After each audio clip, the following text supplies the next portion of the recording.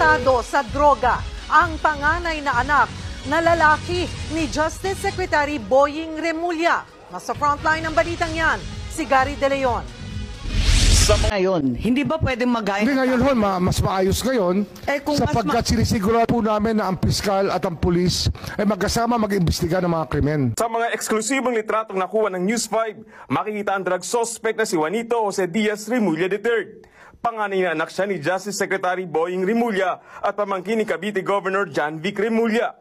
Inaresto si Juanito III matapos siyang mahulihan ng parcel na may halos 1 kilong high-grade marijuana. Nagkakahalaga ito ng 1.3 million pesos. Grabe guys, 1.3 million acquitted sa kaso yung anak niya ni Justice Secretary Boying Remulla. Grabe. Tapos kamag-anak pa niya si yung isa, yung administrasyon ni Bongbong dyan. Guys, hindi maging malayo ang bansang Pilipinas ay magiging narco-politician.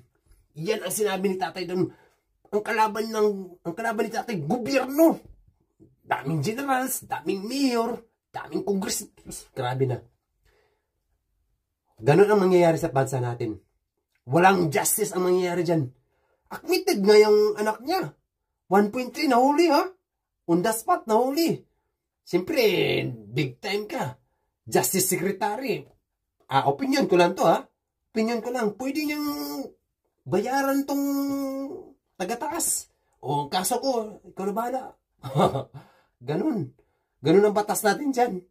Kaya kawawa, nung panahon ni tatay, talagang takot yan sila. Kasi yan lang ang tumitibag. Talagang pag-drugs. Wala. Ngayon, kayo na maghusga. Yan, isa yan sa naghuli kay tatay, yung lalaki na yan, si Justice Secretary. Tandaan niyo yan, si Boying. Kaya huwag niyong ipapasok yung dapat PDP laban. Straight. Kung pwede. Straight nyo na. Straight na natin lahat.